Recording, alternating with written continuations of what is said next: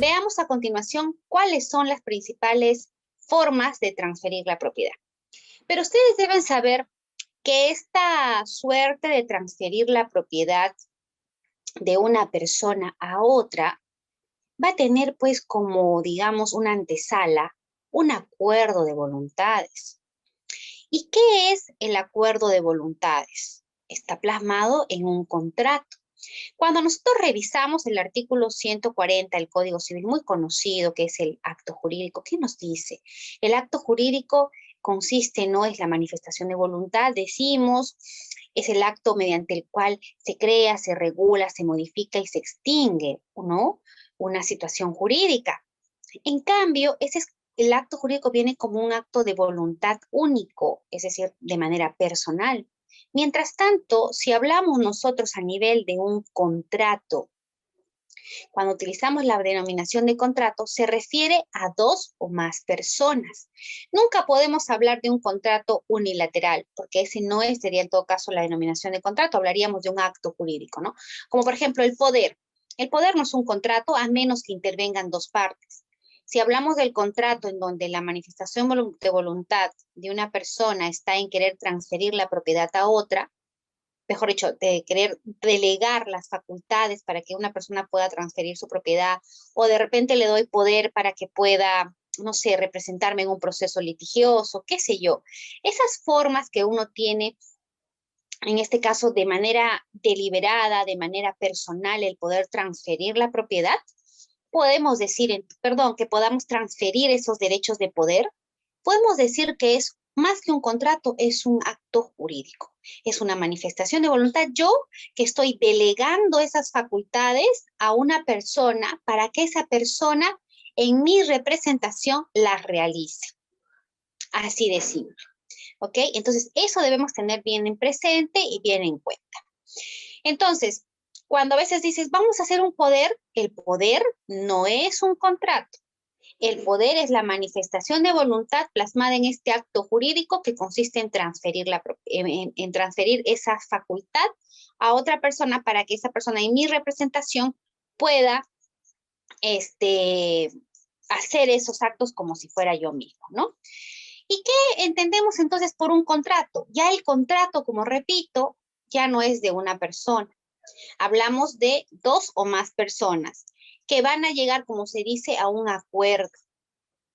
Entonces, vamos a leer la definición del contrato. ¿Qué nos dice? Es el acuerdo de dos o más partes para crear, regular, modificar o extinguir una relación jurídica patrimonial. ¿Ok? Eso es lo que constituye la denominación, en este caso lo que es un contrato. Entonces, ahí como dice bien el concepto en ese artículo del Código Civil, dice dos o más partes. Por eso les decía, no podemos hablar de un contrato en donde solo interviene una parte. Tiene que ser dos o más personas o dos o más partes. Puede ser una persona jurídica con otra persona jurídica o puede ser una persona natural con una persona jurídica. En ambos casos, para poder crear, regular o modificar o extinguir una relación jurídica patrimonial. ¿Ok? Listo. Ese es el concepto. Yo les pregunto, ¿ustedes celebran contratos diariamente o no celebran contratos diariamente? ¿O quién me puede decir qué ejemplo del contrato a diario realizamos? A ver.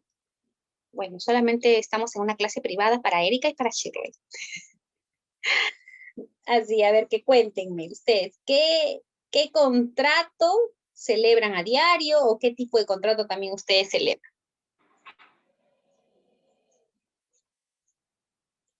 ¿Nadie están ahí o están viendo el debate, chicos? ¿Ah? Ahí está, Eriquita. Acuerdos de toma de decisiones en la administración del hogar. Bueno, sí, podríamos decirlo también, sí. Otro también es cuando de repente vamos al mercado y compramos y negociamos con la persona que nos vende las frutas, las verduras, el pollo, ¿no? Le decimos un precio y le decimos, oye, no me puedes hacer un descuento, bájame un poquito, ya, pues llévate a 3 soles. Hemos negociado. Hemos negociado el precio. Ha habido de una parte un descuento y la otra aceptante. Pero cuando hablamos de un acuerdo es porque los dos hemos definido el precio, hemos llegado a un acuerdo y al fin de cabo, de repente, si hablamos de un melón, me está vendiendo un melón. Otro ejemplo, el taxi. para si es que no coges un taxi aplicativo, claro está, porque el aplicativo ya no hay negocio y te sale el precio que vas a pagar. Pero si en caso fuera un taxi normal, tú paras la mano y, no, por hecho, levantas la mano, paras un taxi y le preguntas, ¿no? A ver, ¿me llevas acá al Real Plaza? ¿Cuánto? 7 soles. No, pues yo voy por 5. Ya sube, te dice. Has negociado, has llegado a un acuerdo y tienes ahí ese, digamos, al fin y al cabo, en este caso, la aprobación tanto el taxista como la tuya respecto de esta carrera que van a tomar, ¿no? Esta carrera de taxi. Entonces, sin darnos cuenta, a diario nosotros celebramos contratos, estamos celebrando contratos, estamos siempre llegando a un consenso. Eso es del tipo de contrato simple y concreto. Ese es pero lo que yo quiero que ustedes sepan es que dentro de estas formas de transferir la propiedad va a estar basadas en un tema de contrato. Pero vamos a ver además qué contratos específicos van a estar referidos, sí, básicamente a una transferencia de propiedad. Y entre ellos, el más famoso y el más común es el contrato de compraventa, ¿ya? El contrato de compraventa de por sí es una forma derivativa de adquirir la propiedad. Es decir, derivativa, ¿por qué? Porque deriva de un acuerdo de voluntades, deriva de una manifestación de voluntad en que una parte es denominada el comprador, la otra parte es el vendedor. Pero veamos qué nos dice el artículo del Código Civil que está referido al contrato, pero sobre todo en este tema del perfeccionamiento del contrato. Y vamos a leer que los contratos se perfeccionan por consentimiento de las partes, por acuerdo de las partes. Aquellos que además deben observar, vamos a ver para que puedan acá, deben observar la forma señalada por la ley bajo sanción de nulidad. Hay algunos contratos de por sí que establecen una formalidad establecida, pero según lo que dice la definición del contrato, sobre todo de la perfección, da a entender que un contrato se ejecuta o se perfecciona o cumple con todo su objetivo desde el momento que se da esta palabrita grande que ustedes deben tener en cuenta, desde el momento que se da el consentimiento de las partes. Hay un acuerdo de voluntades. Entonces, lo que ustedes a diario hacen, cuando por ejemplo van a comprar el pan o cuando van a comprar o a coger un taxi al mercado, lo que fuera, ¿qué prima ahí? ¿Cuándo se perfecciona? ¿Cuándo se da este contrato que estás haciendo? Con el consentimiento de las partes. Pero hay otros actos, digamos, o contratos específicos en donde no solo basta, mejor dicho, no basta solo el consentimiento de las partes, sino que además debe estar plasmado ese contrato bajo una formalidad establecida. Un ejemplo es una donación. Si leemos el Código Civil respecto de la donación, nos dice que la donación es el contrato mediante el cual una persona tiene la manifestación, en este caso la intención de transferir la propiedad a una persona, perfecto, la transfiere, pero además de ello dice que la donación debe ser celebrada por escritura pública. Es decir, no podemos hablar de un contrato, de una donación solamente a nivel de un contrato simple con firmas certificadas. Si hablamos de un contrato simple con firmas certificadas, ese contrato no sería válido porque uno de los requisitos de validez del contrato de donación es que sea celebrado por escritura pública. Entonces, son muy pocos los contratos que nuestro Código Civil le establece una formalidad establecida bajo sanción de nulidad. Es decir, cuando hablamos bajo sanción de nulidad, es que la inobservancia lo sanciona, lo castiga, es decir, si no cumples con esa formalidad, ese contrato no va a existir o no va a cumplir, en este caso, con los requisitos para que exista. ¿Ok? En cambio, un contrato de compra-venta, como vamos a ver ahorita, el contrato de compra-venta no tiene esta, digamos, como requisito de validez que tenga que ser otorgado por escritura pública.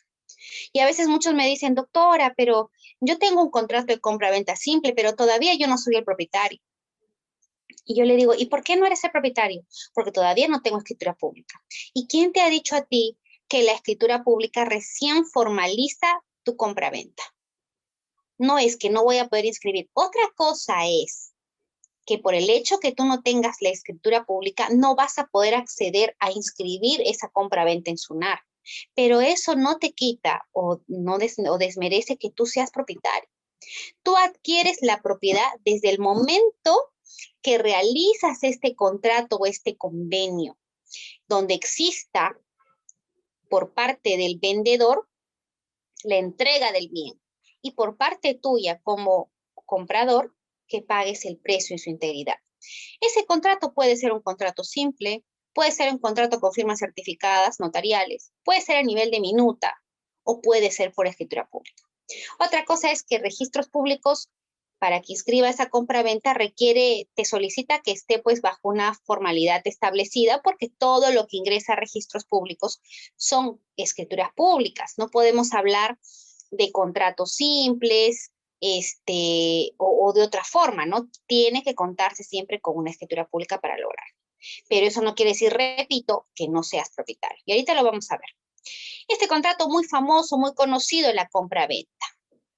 ¿Cuál es la definición del contrato de compra-venta? Nos dice, por la compra-venta, el vendedor se obliga a transferir la propiedad de un bien al comprador y a pagar su precio en dinero.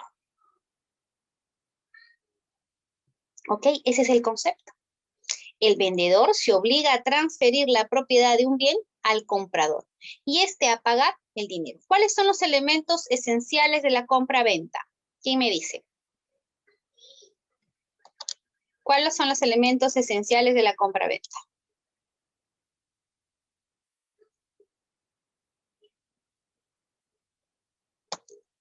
¿Nadie?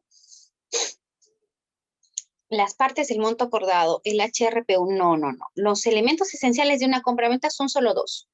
La entrega del bien de parte del vendedor y el pago del precio efectuada por el comprador. Los dos elementos, entrega del bien y precio. Esos son los dos elementos. No hay otro contrato que no tenga tan establecido digamos, los elementos que son característicos de una compra-venta. Es el bien y el precio. Son los dos, bien y precio. Diferente a una donación. ¿Cuáles son los elementos esenciales? La manifestación de voluntad de una persona de darte donación. Puedes tú aceptarla como no, pero ahí no hablamos de un precio, porque ahí no estás pagando. ¿No? Si optamos por otra adjudicación, también te lo están dando a título gratuito. Pero si hablamos netamente de una transferencia de propiedad a título oneroso, estaríamos refiriéndonos pues a este contrato de compraventa. ¿Ok? ¿Ok? Entonces no olvidemos, por favor, los elementos esenciales de una compraventa. Precio y bien. Esos son los dos. El bien te hace la entrega por parte del vendedor y en este caso por parte del comprador tenemos pues digamos, pago del precio por parte del comprador, ¿no? ¿Cuáles son otras características que también tenemos sobre el contrato de compraventa? Decimos, puede venderse los bienes existentes o que puedan existir. O sea, estamos hablando de bienes que también uno puede vender bienes futuros. Siempre y cuando ese bien futuro que va a existir en algún momento esté determinado o susceptible de determinación y cuya enajenación no esté prohibida por la ley, ¿no? Acá en Lima y en todas partes de nuestro país, en toda parte del mundo, está de moda todo el tema inmobiliario, todo el boom inmobiliario que tenemos. ¿Vendemos departamentos a futuro? En este caso, los departamentos que se venden, que están en proyectos, que están en planos, como le denominan, ¿es un bien a futuro? Sí. Es un bien que todavía no existe, que va a existir, pero vean ustedes que ya se está celebrando un contrato de compra-venta. ¿Y cómo? ¿Esperamos hasta que exista para que tú puedas venderlo? No. Como dice el artículo 1532, podemos vender también bienes que aún no han existido, que pudieran existir. Obviamente existe un riesgo, ¿no? Como toda obligación, hay un riesgo. Pero la idea es que ese bien que tú vas a vender a futuro, que tú estás promocionando y que le estás diciendo al cliente que te está comprando, a futuro te lo voy a vender, ese bien necesariamente debe, si bien no existe, claro está, pero al menos debemos determinar cómo va a ser a futuro. ¿Y cómo hablamos de esa determinación? Debemos señalar pues al menos la ubicación, ¿no? ¿En qué piso se encuentra? Estamos hablando del departamento 902, piso 9, denominado 902. El departamento que está ubicado o que se va, digamos, se va a encontrar, se va a ubicar dentro del edificio residencial, Veranda, no sé, un nombre que se me ocurre. Va a contar con un área aproximada. Claro, puede tener también las características de distribución, claro que está, por supuesto que están plasmadas en el plano, ¿no? Pero sobre todo el área, ¿no? Y siempre te ponen esta frasecita, un área aproximada de 80 metros cuadrados. Cuando ya te ponen aproximada y al final te ponen que la compra-venta es ad corpus, cuando ustedes lean esa denominación ad corpus, quiere decir que así tengas más o tengas menos área, ya no hay derecho a reclamar porque estás vendiendo el total del inmueble que se va a obtener en su momento, tal cual lo estás viendo, ¿no? Por ejemplo, ad corpus se refiere cuando tú vas a una propiedad, la ves y el propietario te dice, tiene 120 metros cuadrados, en registros aparece 120, pero después tú haces una medición y tiene 140. Ya no hay forma que tú le digas, oye, ¿sabes qué? Yo te vendí 120, dame los 140. No, porque cuando dices ad corpus es el valor, en este caso la medición del total del inmueble, ¿no? O sea, es el inmueble. Yo te vendo este inmueble, tendrá 120, pero no importa si después tiene más o menos, lo estás comprando tal cual lo estás viendo, ¿no? Ese es ad corpus. Entonces, si por ejemplo te ponen un área aproximada de 80 metros cuadrados y después del proyecto te salió 76, ya también como le pusiste ad corpus, ya le estás dando, pues, ¿no? A menos que de repente sea mucho el metraje, porque recuerden ustedes que estos proyectos inmobiliarios, si tú haces un cálculo, ellos te cobran por metro cuadrado. Entonces, imagínate que 4 metros cuadrados de más, mejor dicho, menos estés recibiendo. Si acá en Jesús María, por ejemplo, el metro cuadrado está a $1,900 a $2,000. En 4 metros estaríamos hablando de $8,000, ¿no? Entonces es dinero. Por eso es que las inmobiliarias tratan de ser lo más exactas posible para no tener estos problemas, ¿no? Pero lo que iba todo este tema del comentario era que sí es posible transferir bienes a futuros. Hoy en día lo hacemos, sí lo hacemos, no hay ningún problema. En la venta de un bien que ambas partes saben que es a futuro, el contrato está sujeto a la condición suspensiva de que llegue a tener existencia. ¿Y qué quiere decir esto? Este artículo dice que la transferencia va a operar en el sentido de que tú te vas a convertir en propietario cuando el bien exista, ¿no? ¿Y qué sucede si después el bien no exista? Pues nunca vas a ser propietario porque tienes una condición suspensiva en el sentido de que va a estar sujeto a la existencia de ese inmueble. Cuando ya exista, podemos hablar que ha operado esta transferencia de compra-venta, ¿no? Entonces va quedando ahí. Si se transfiere, sí. Otra cosa que se va a ejecutar una vez que o se va a perfeccionar una vez que exista este bien, ¿no? ¿Y qué sucedería, doctora, si al fin y al cabo el bien nunca existe? O por algún motivo, como tantos casos vemos en la televisión, ¿no? Que no se llegó a concretar, ¿no? No se llegó a concretar. Y ahí hemos visto varias veces que están demandando ¿cómo le llaman esto? A la inmobiliaria, están haciendo todo este tema ¿cómo le llaman esto? De la publicidad, ¿no? En el sentido de que no se ha tomado en cuenta, de repente el antecedente de la inmobiliaria ha fallado, no ha cumplido, porque a veces te prometen que lo van a hacer en 2 años y después han pasado 3, 4 años y no han cumplido, te vas sin Indecopi, te quejas, tantos problemas que hay, ¿no? Entonces siempre es bueno, si vas a comprar una propiedad, tienes que siempre ver la trayectoria de esa inmobiliaria, ¿no? Ver cuántos departamentos, cuántos, más que nada, cuántos edificios anteriormente entregado, cuál es digamos, el récord, ¿no? O tal vez darte una vueltita por los departamentos ya entregados para preguntar cómo es el postventa de este tipo de empresas, porque también es importante ver el postventa, ¿no? Porque a veces dicen, ay, bueno, no sé cómo me lo han vendido y después se olvida, ¿no? Pero hay otras empresas inmobiliarias que van y siempre te chequean el postventa.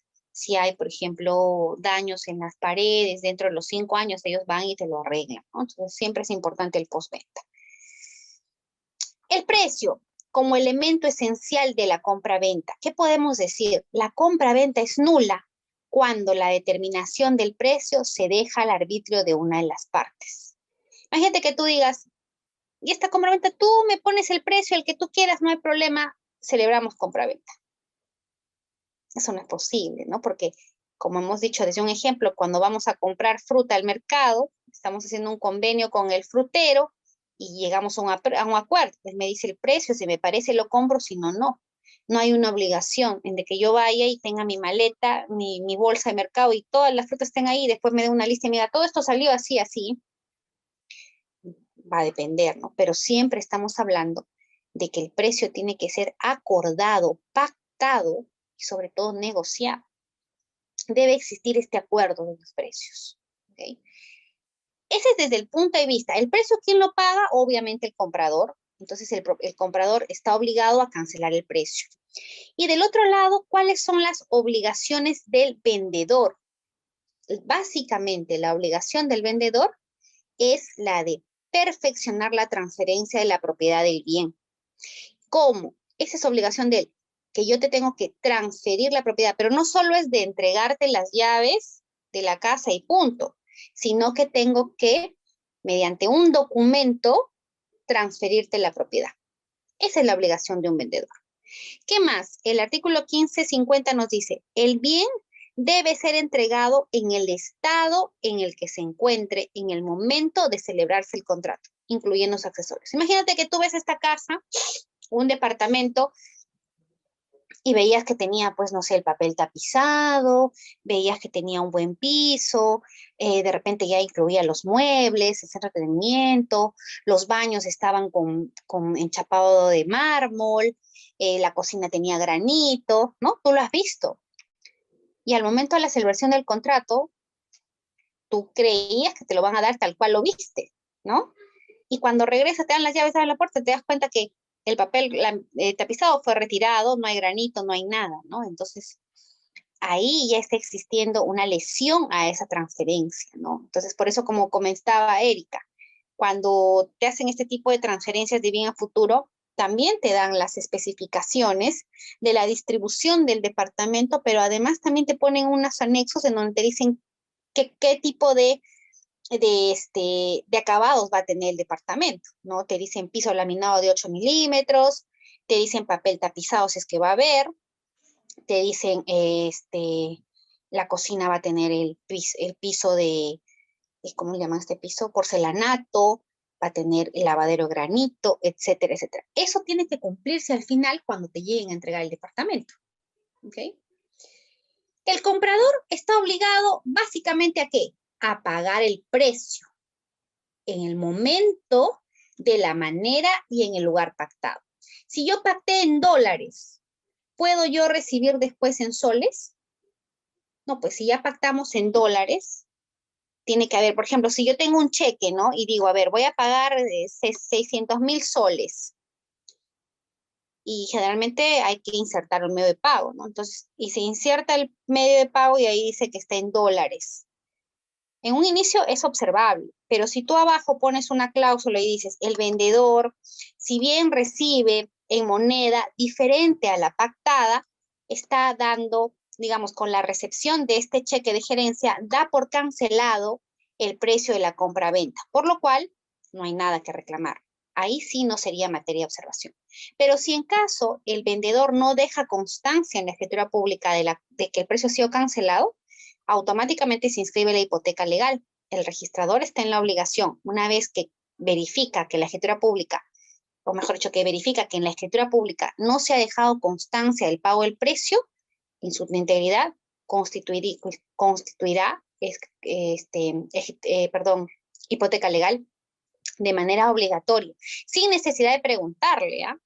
De oficio, dice la norma. De oficio, el registrador, una vez advertida la falta del pago, procederá a inscribir la hipoteca legal como, digamos, garantía en favor del vendedor por el pago que aún falta realizar el comprador, ¿no?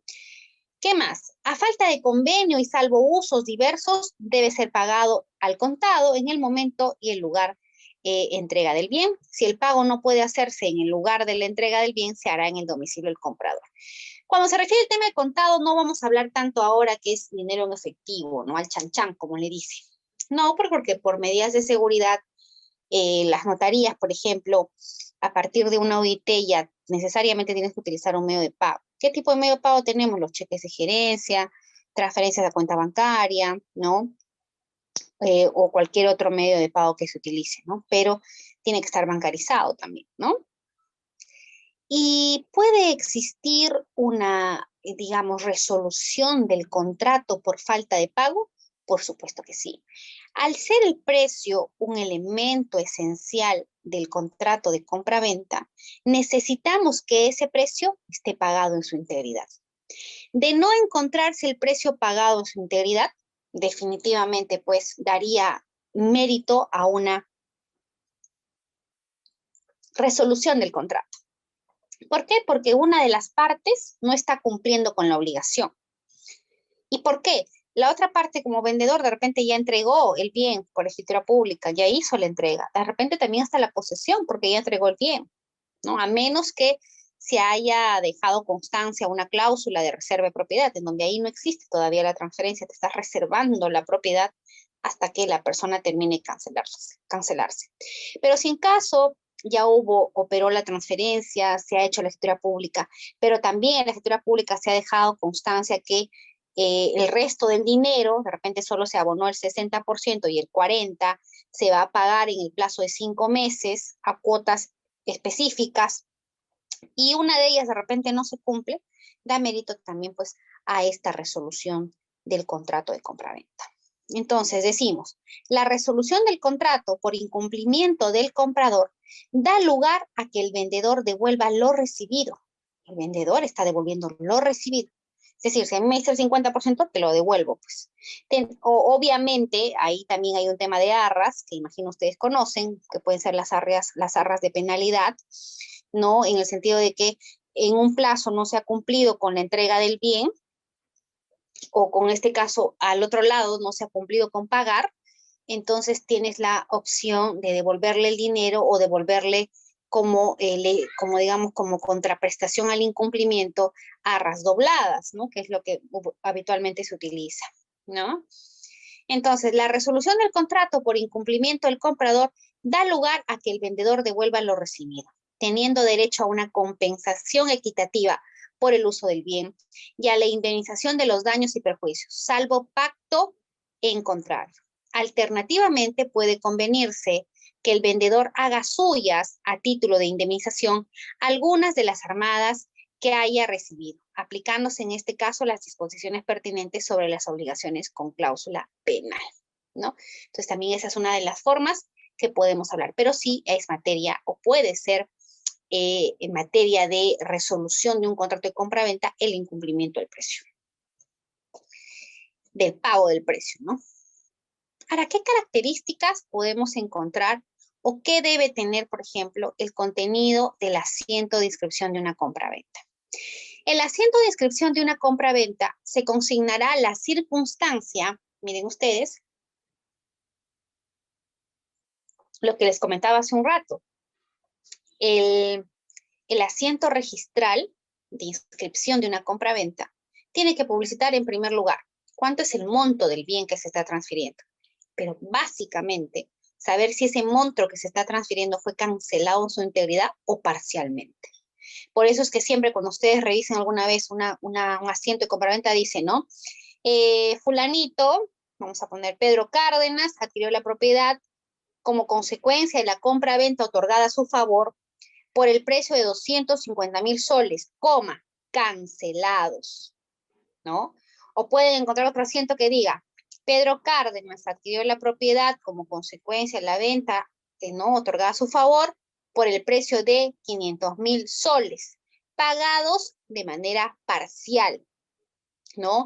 Existiendo un saldo de 200,000 soles, que serán pagados en 12 meses, en unas cuotas de 5,000 soles. O de repente puedo precisar solamente que serán pagados en 12 meses. El tema es que el asiento de inscripción de compra-venta debe publicitar eso.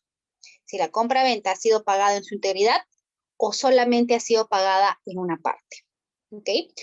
Y miren lo que dice, de darse el caso que se haya pagado solamente el precio de manera parcial, podemos decir que se extenderá simultáneamente el asiento de inscripción de la hipoteca legal respectiva, salvo renuncia. Es decir, cuando existe aún falta de pago, ¿no? Automáticamente debe inscribirse la hipoteca legal a favor del vendedor. Es como una hipoteca que tú tienes contra el Continental, con cualquier entidad financiera, pero esta hipoteca es a favor tuyo como vendedor, ¿no? En el sentido que si la persona no cumple, tú podrías ejecutar esa hipoteca y podrías quedártela, ¿no?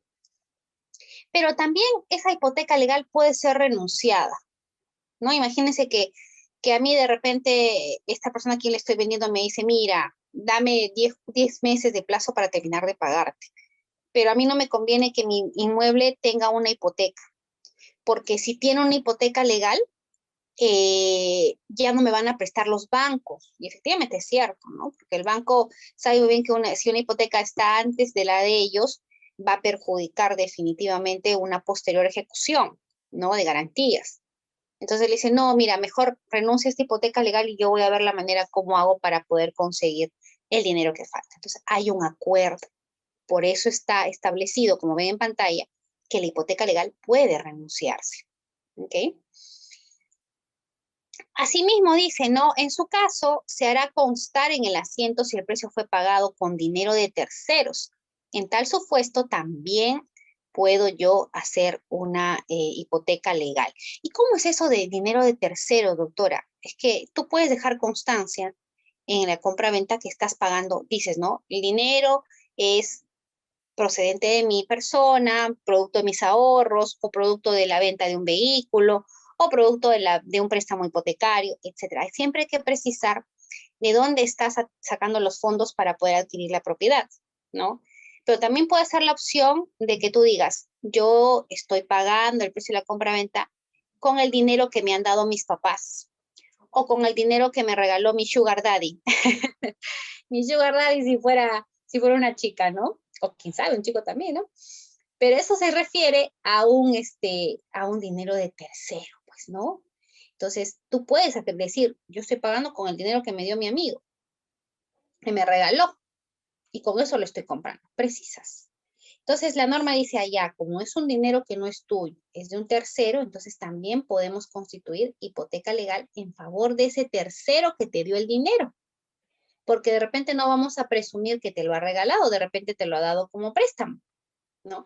A menos que ese tercero que supuestamente te dio el dinero diga que renuncia a una hipoteca legal y ya no es necesario. Un ejemplo de este dinero de terceros es muy típico cuando de repente eh, los papás que tienen obviamente de repente un récord crediticio, tienen préstamos bancarios o comerciales ya aprobados, y de repente tienen un hijo joven de 20 años, ¿no? Que recién está iniciándose, pero quieren ya de repente obsequiarle un departamento a su hijo, ¿no? O por algún motivo, pero quieren que la propiedad salga a nombre de sus hijos. Entonces, ¿qué hacen esos papás? Para ayudar al hijo a que pueda adquirir, en este caso, el departamento, ellos califican al banco e intervienen como prestatarios, ¿no? Ellos indican que ellos van a pagar las cuotas al banco y todo, pero que la propiedad o el departamento va a salir a nombre. Eso es posible, no hay problema. No sé quién está con el micro activo. Pedro Pérez. Pedro, por favor, nos apagas el micro, gracias. ¿No? Entonces, hay esa figura también. No muy usada, pero sí se puede. Así que también, si ustedes quieren, pueden aplicarla al banco. Hay tantas maneras de poder acordar y negociar cómo podrías hacer un contrato. En verdad, si ustedes vieran, yo en registros veo, cuando estoy en esta área, porque mi área, si saben, es todo lo que es referido a habilitaciones urbanas, predios rústicos, inmatriculaciones, carta de fabricación. Yo trabajo más de ya 8 años ahí, y antes estuve viendo empresas en el área de personas jurídicas, y antes de eso estuve viendo compras, ventas, todo lo que ven acá. Pero en cualquier momento, sobre todo en época de pandemia, siempre me mandan a veces a apoyar en estas secciones de transferencia que siempre están con el saldo elevado, ¿no? Y es bonito, a mí me gusta de rato en rato regresar ahí, pero no mucho tiempo porque es muy mecánico, la verdad. Yo prefiero estar en el lado de las declaratorias de fábrica, habilitaciones urbanas, que son para mí mucho más, ¿No se me escucha, Anthony? Chicos, ¿los demás sí me escuchan? Anthony dice que no me escucha. Sí, sí, todos. Anthony, arregla tu micrófono. Sal y vuelve a entrar. Ok. Entonces les decía que a mí de rato a rato me gusta regresar a esta sección de transferencias, pero solo un ratito, porque la verdad es muy mecánico, un tanto aburrido, porque para viendo compras, ventas, ¿no? A mí me gusta estar más al otro lado, ¿no? Al lado donde creas inmuebles, es el área mucho más bonita, ¿no? Pero cuando algunas veces he regresado al área de transferencias, he visto contratos lindos y te dan ideas, ¿no? Para decir, oye, de verdad, ¿a quién se le habrá ocurrido, a qué abogado, a qué estudio jurídico se le habrá ocurrido hacer este tipo de contrato? Porque son contratos atípicos, pero muy bien sustentados, y que tú no hay forma de que digas, no, yo no puedo escribir esto.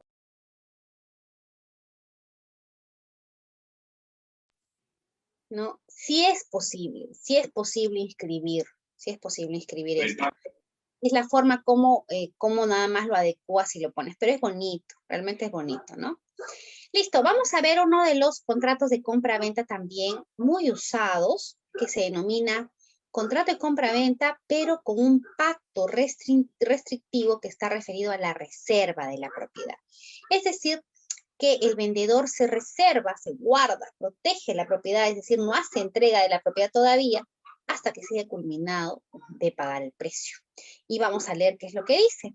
En el caso de contrato de compra-venta con pacto de reserva de propiedad registrado previamente, para inscribir la transferencia de propiedad a favor del adquirente, se presentará escritura pública o formulario registral otorgada por el vendedor, declarando que se ha cancelado el importe del precio convenido o en todo caso que ha operado la transferencia. Cuando uno hubiera operado la transferencia, solo se inscribirá el pacto de la reserva del dominio en el rubro de cargas y gravámenes. La inscripción del pacto no impide.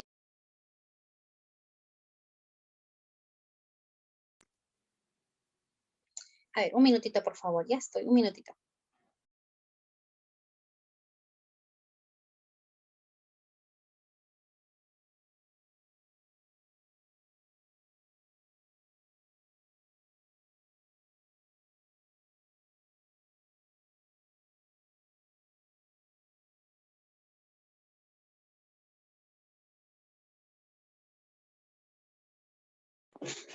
Listo, ahora sí.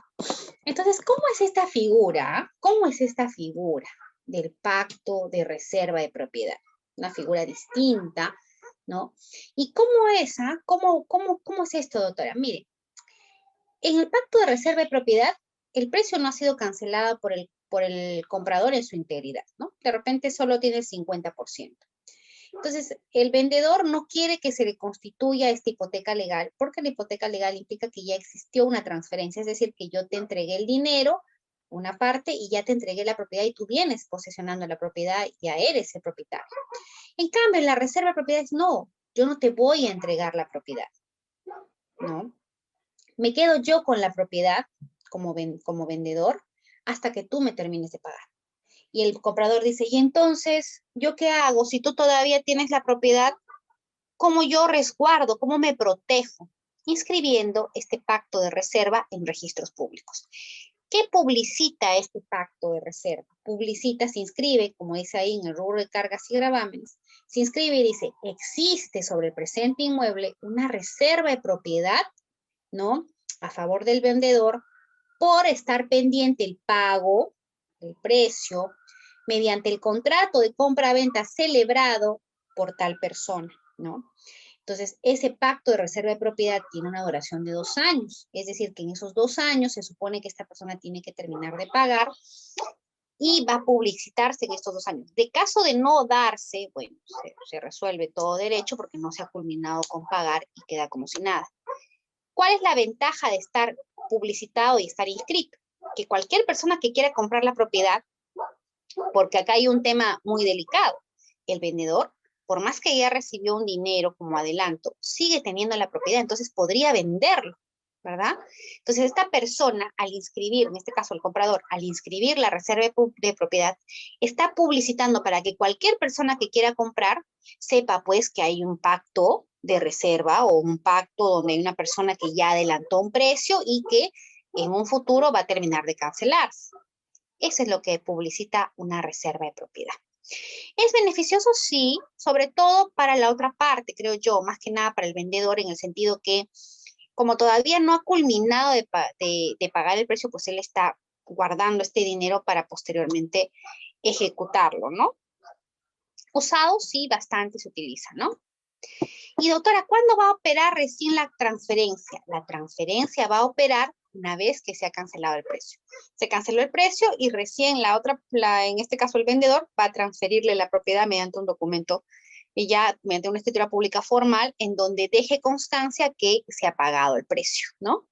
O se puede hacer hasta una escritura pública unilateral, ¿no? En donde el vendedor, como es un acto unilateral, el hecho de que una persona declare que el precio ha sido cancelado, tiene que ser el vendedor, por cierto, él va a decir no. Yo como vendedor declaro que el precio ha sido cancelado en su integridad, por lo tanto, transfiero la propiedad a favor de Juan Pérez.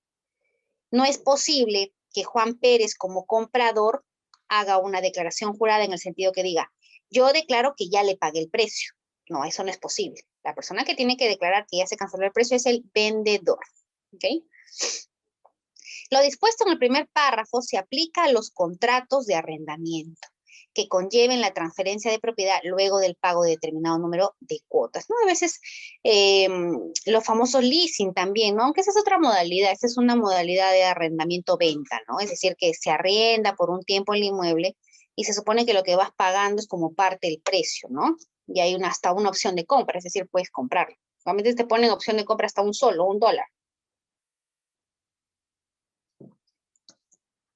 Esa es otra cosa. Ahora, así como podemos transferir el total de la propiedad, también tenemos la opción de poder transferir cuotas ideales, que por cierto, yo no estoy de acuerdo con esta transferencia de cuotas ideales, porque cuando transfieres cuotas ideales no estás transfiriendo áreas materializadas, es decir, áreas concretas.